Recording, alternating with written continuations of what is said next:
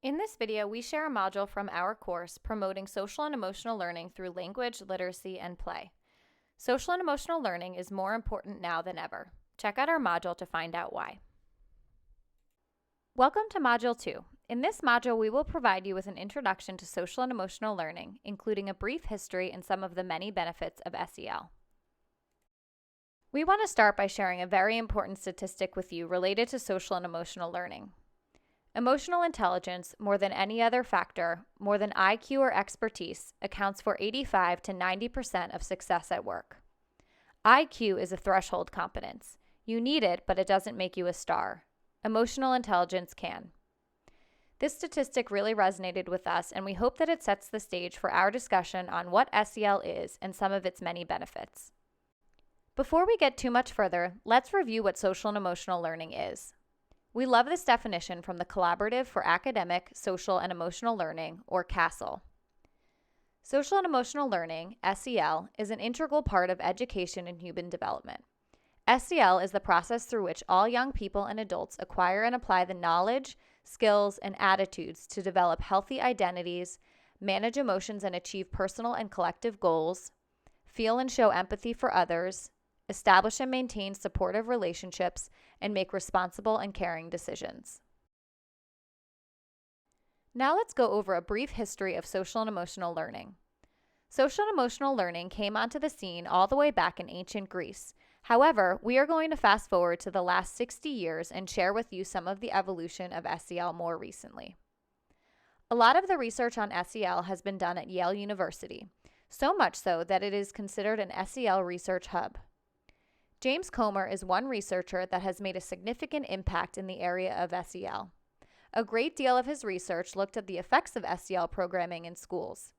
He found that schools who incorporated social and emotional learning performed better academically, and truancy and problem behavior declined greatly. Another key happening in SEL history was the formation in 1994 of what is now called the Collaborative for Academic, Social, and Emotional Learning, which we mentioned in the last slide. The CASEL continues to make significant contributions to the field. We'll be sharing a bit more about them in our next module. Over the years, there has been extensive research in the area of social and emotional learning.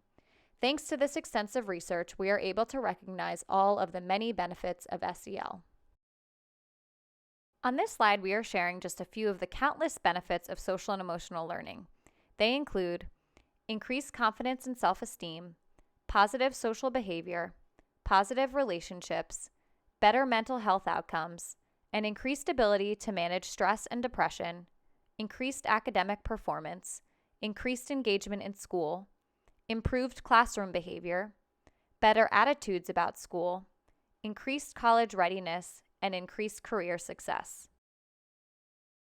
We want to emphasize one study in particular, which found that SEL skills in kindergarten are predictive of key positive outcomes for young adults years later, including in the areas of education, employment, criminal activity, substance use, and mental health. This study really highlights the importance of focusing on social and emotional development with all children at a young age. So now that we know what SEL is and how important it can be, a question might be, how do we ensure that our children are on track? While some social and emotional learning may occur more naturally, the truth is that a lot of aspects of SEL need to be explicitly and intentionally taught. Effective social and emotional learning requires a combination of modeling, direct teaching, experience, and practice. Social and emotional learning should start at home and should start early. Ideally, social and emotional learning should also be a focus in schools and out in the community. At the Language Literacy and Play Collective, we advocate for this type of learning to occur in the context of language, literacy, and play experiences. Why is this our recommendation? Because these are the contexts in which children and families spend most of their time anyway, and embedding intentional learning opportunities in these contexts will ensure that social and emotional learning is getting the focus that it deserves. In the remaining modules, we are going to walk you through what specific skills to target and how exactly to target these skills through language, literacy, and play.